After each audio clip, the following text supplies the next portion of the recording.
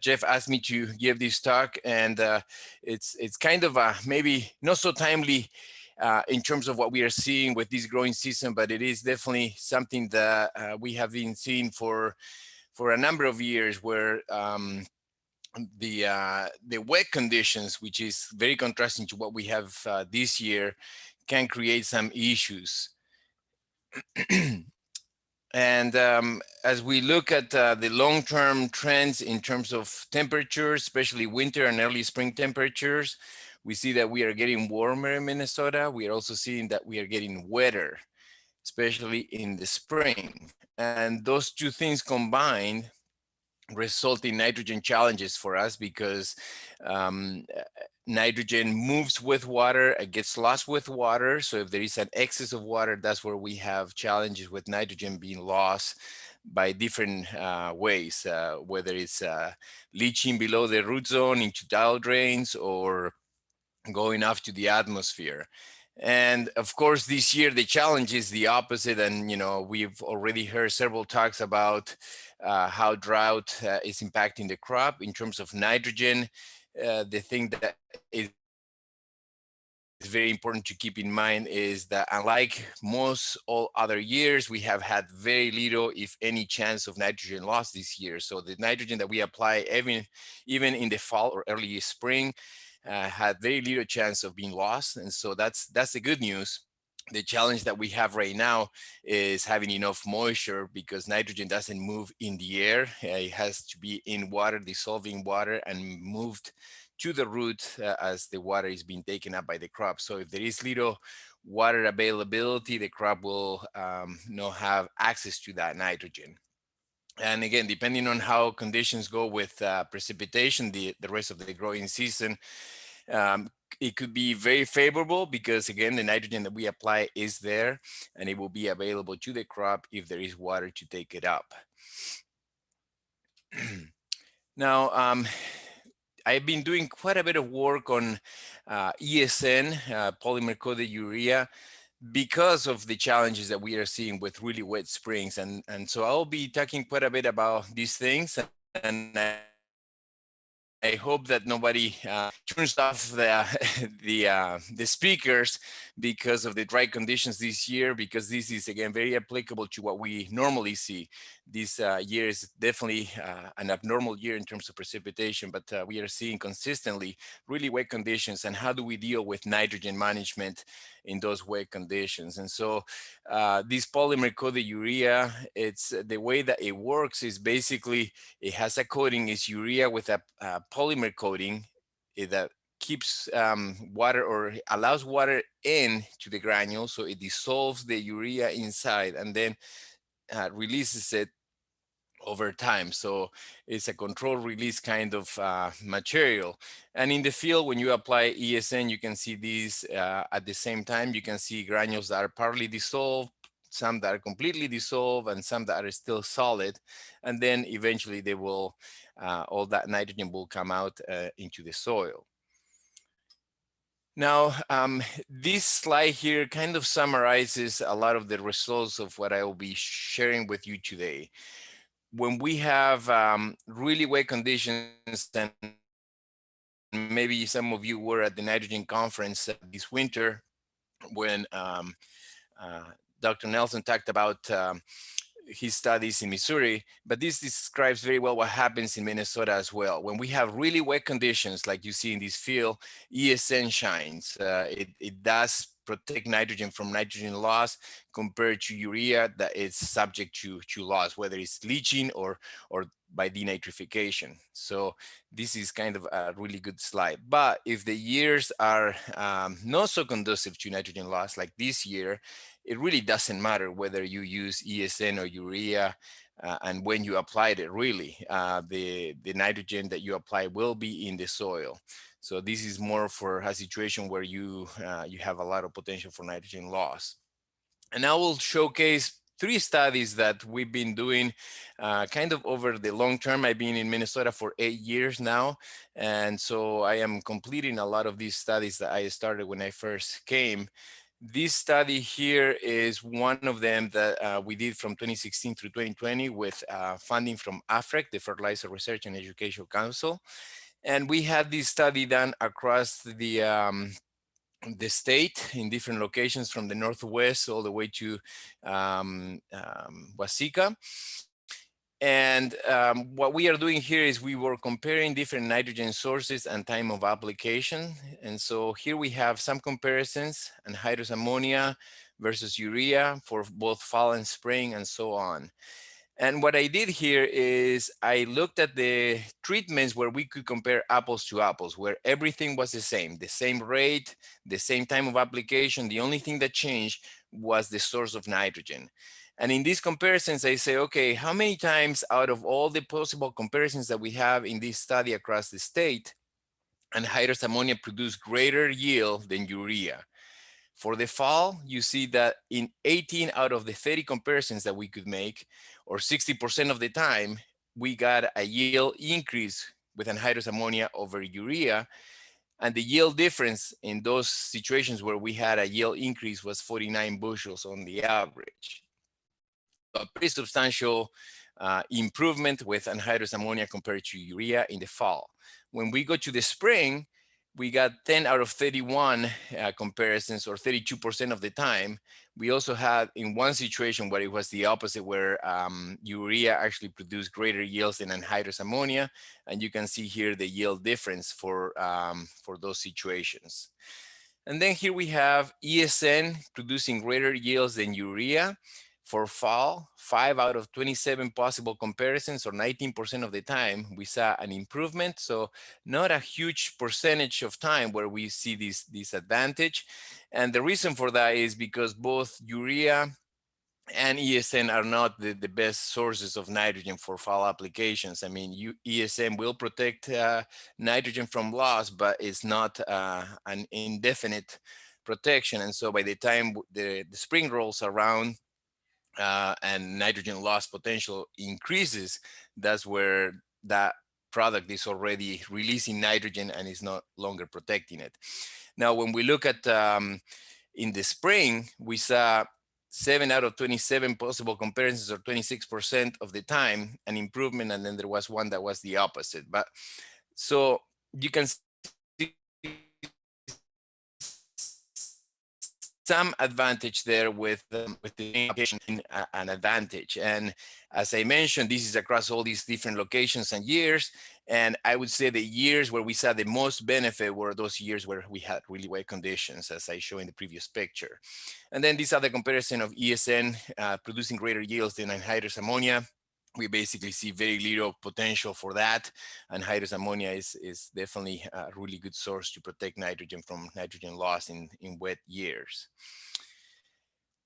Now I will talk about another study that is at Lamberton, the Southwest Research and Outreach Center. This is a study we conducted from 2014 through 2020, and we have received funding from different funding agencies to conduct this study over the years. And we are continuing a new study right now that I won't cover today, with funding from the Minnesota Corn Growers. In this study, this is again Webster clay loam soil, poorly drained soil that has tile drainage. And you can see a picture here of the study site. We have basically 4 treatments replicated 4 times. We have urea or ESN applied pre-plant at 180 pounds of nitrogen. And then we have 2 treatments that are a split application of either urea or ESN at pre-plant, 60 pounds, and then the remaining 120 pounds for a total of 180 applied as urea plus agrotane around V4 to V6 stage. And here's the yield for the average across the 7 years of the study. The results for the treatments were actually fairly consistent from year to year. And so this 7-year average is very much a good representation of what we saw in the field. And where you see urea was definitely, pre-plant urea was definitely the one that had the most potential for nitrogen loss, and is shown here in the yields that we obtain. And then this was in continuous corn. So the 180 pounds of nitrogen would be considered an amount that would be adequate to optimize the yield of those crops. So lower yields with urea pre-plant, ESN as a pre-plant application, and this was 100% ESN, produce substantially. But then we were also interested in looking at these split applications with either urea or ESN at the pre-plant. And we saw that the split with ESN was again the one that produced the greater yield out of all those treatments. So there is definitely a lot of great potential with ESN in terms of reducing the potential for nitrogen loss and improving productivity. The other part, of course, is that ESN is more expensive than urea. So we did some study or some analysis of the net return on those investments. Here are the different values that we use, the price of corn for urea, the price of ESN, agrotane, and then the cost of application when we do pre-plant or split application. And so using those values here in the bottom of the slide, we calculated the net return. And we see here that ESN compared to pre-plant urea was just a little bit greater return. The much greater yield that we obtained with ESN basically helped pay for the additional cost of ESN. And so, but we still came ahead a little bit compared to urea pre-plant. And then for the split application, definitely the ESN agrotane was the best one. I think this is kind of combining the best of both worlds. We apply some ESN early in the season that protected nitrogen from nitrogen loss, but it was not a huge amount of ESN. So it was a cheaper option overall. And then we apply the rest as agrotane. And so we see a substantially greater return on the investment compared to the others. So definitely some potential there. The other thing though that is important with nitrogen management, and we all hear all the time, is environmental quality. And so in this study, we were also interested not only in looking at the agronomic and the net returns, but also in terms of the environment, what would be a best approach. What you see here is the cumulative total nitrogen loss of nitrate, nitrous oxide, and ammonia. So nitrate is in the tidal drainage, lost through the tidal drainage, and these other two are lost to the atmosphere. And cumulative, you see that ESM pre-plant was the one that had the lowest amount by far. The split applications didn't really help very much. And the reason for that is because even with these split applications, when we were applying agrotane at V4 to V6, we still had substantial rains, typically in June. Again, not what happened this year, but substantial rains that were conducive to nitrogen loss. And so we see that there was no much advantage compared to a pre-plant urea application. So when you look at all of these combined, there is definitely an advantage to ESN, at least applying some ESN if you're doing a pre-plant application of nitrogen, given again that the potential for nitrogen loss on most years and most typical years in Minnesota where we have wet springs, is there. And so we can lose nitrogen if we just apply urea. And then moving on, I would like to just briefly touch on a different study. This is the study that Seth Nave showcased in his presentation. This is the exact same site, but I will be focusing a little bit more on the corn side. As Seth mentioned, the soybean growers have supported us on this study, and we have been looking both at soybean and corn, and more intensively, of course, on nitrogen management in corn and how that impacts soybean the following year. But what we have here is, so we have the corn and soybean rotations, and then the drain and undrained blocks. There are 4 of those replications. And then within that, we have different nitrogen rates and time of applications. Basically, what we have here is a full response curve from no nitrogen to an excessive amount of nitrogen for a pre-plant application, and then the same for a split application where we apply a small amount of nitrogen pre-plant, and then we match the pre-plant rates so that we have the same total amount of nitrogen.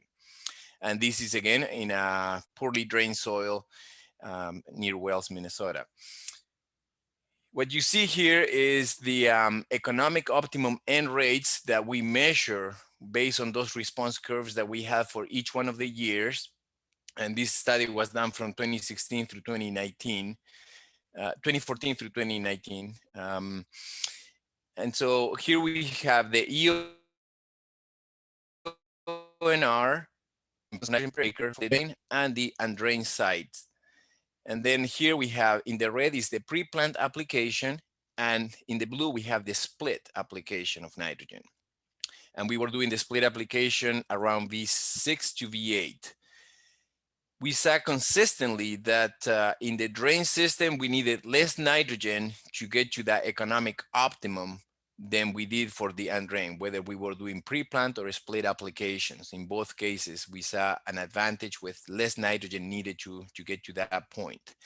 And then when we look at the yield at the EONR, there were no substantial differences. I mean, there is a little bit more yield here with the split application in the drain. That was the highest overall as an average across all of them, but no huge differences in the yield necessarily, but how much nitrogen it took to get to that yield is where we saw a big difference.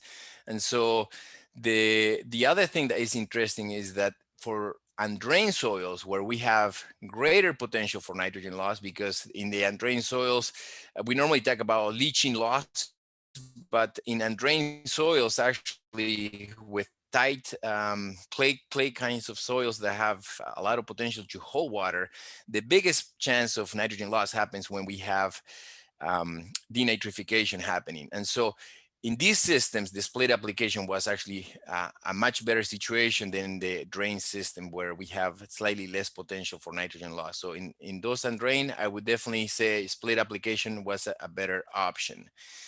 And then we also calculated a margin of return at the EONR for these different systems with the pre-plant and the split application in drain and undrained soils. And what we used for these calculations were the prices that you see here at the bottom of the slide: $4 corn and 40 cents per pound of nitrogen. And the side dress application cost $10 per acre. And so you see that with those values, the split application came ahead every time in both situations, much more so in the drain than in the undrained system, because the sorry, so the split application was ahead of the pre-plant application in both the drain and the undrained. Now, this is of course a kind of post-mortem analysis because we had the full response curves. We knew exactly at the end of the season how much nitrogen was needed to get to that economic optimum.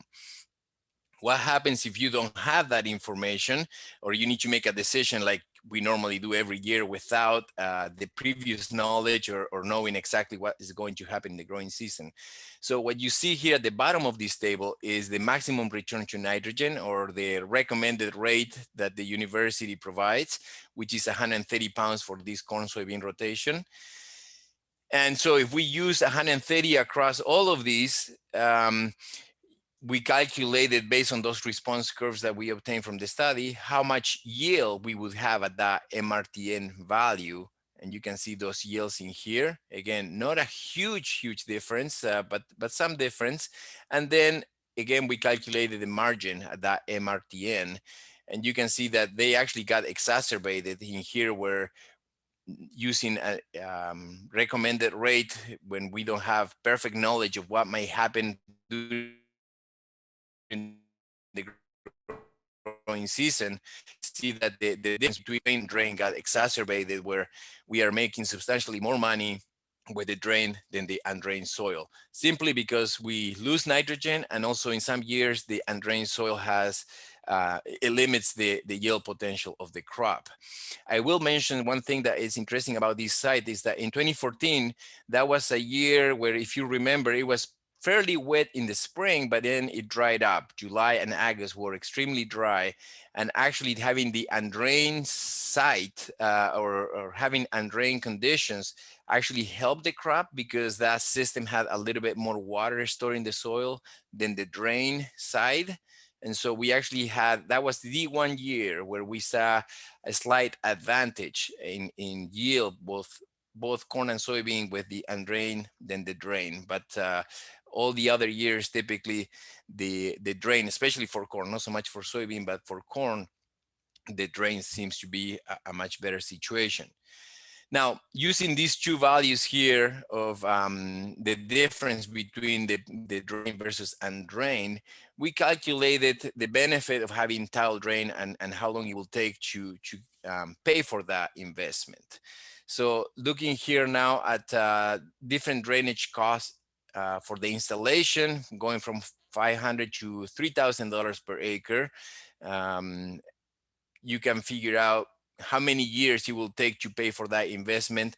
And these are years of corn yield. Okay, so we did not take into account here the soybean yield for these calculations, but it can be a good number of years before you pay for that investment if you are using the MRTM value for the pre-plant, anywhere from 7 to almost 40 years. And then if you're going with the split application with that MRTM value, or recommended guideline value from the university, anywhere from 9 to over 50 years to pay for that full investment of the drainage. Jeff, how am I doing with time? Do I have time for a couple more slides? Maybe one. Maybe one. Okay. Well, I'll mention, I put this in here thinking that I might not have time, but um, the other thing that we are doing in this study is looking at the drain and undrained conditions and how weather impacts grain yield and nitrogen requirements. And the short and simple story out of these graphs is the potential that we have for excessive rain. This is kind of this x-axis here. We look at the EONR, we see that in drain conditions, we need more nitrogen. So the wetter we get, the more nitrogen that we will need to get to that economic optimum. But the yield will be fairly stable for those conditions. In essence, we apply nitrogen, we will need a little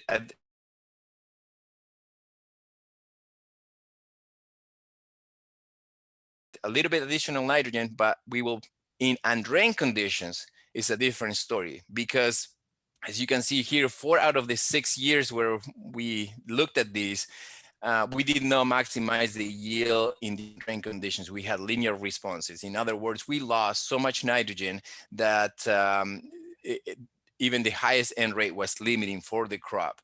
And because of that, the wetter that we got, the less yield that we produce. The yield starts to decline as we get wetter and wetter in the spring. And so drainage is very important. You know, installing tile drain, I think, is a very important practice to deal with these really wet conditions that we normally have. Again, not what we are seeing this year, but the way to manage nitrogen is looking at what is the potential for nitrogen loss and what is the likelihood that we are going to have a year where we lose nitrogen. That's kind of what we need to be thinking about in terms of nitrogen management. I know that this year is very different, and so it's important that next year, when we start a new growing season, that we don't just remember only this last growing season, but we think kind of globally of what we have seen over the last decade. And what I have seen over the last decade has been kind of wet conditions in the spring with more potential for nitrogen loss. And we need to be careful on how we manage that nitrogen so that we protect it and we have it for the crop instead of losing it. So with that, I will stop. And if there is time for questions, I will be happy to try to answer them. And start with this slide showing the funding that was provided for some of the slides that I showed today. Thanks, Fabian. Um, so when I asked Fabian to speak on this back on May 6th, we did not expect that we were going to be in a dry condition. We'd expect that just what you said, we were going to have a moist spring, which would lead to typical N loss and these poorly drained soils. So I do have a question that relates to this dry spring, though, is how is ESN release affected by these dry topsoil? Yes, I had a slide for that, and I took it out last minute. Actually, um, the it does affect it. The best thing to do with ESN is to incorporate it into the soil because it does. It needs moisture in order to release it. I actually had a great picture to I could show you from 2012. I was in Illinois at that time, and the drought there was a lot more severe than it was in Minnesota. It started earlier, and it never really let down. And we had a study where we were applying ESN as a side dress application of all things, and at harvest time, we saw ESN granules still sitting on top of the soil surface. So moisture definitely impacts the release. So the drier conditions will definitely slow down the release of ESN substantially. And so that's why we need to make sure that we always incorporate it into the soil. And in years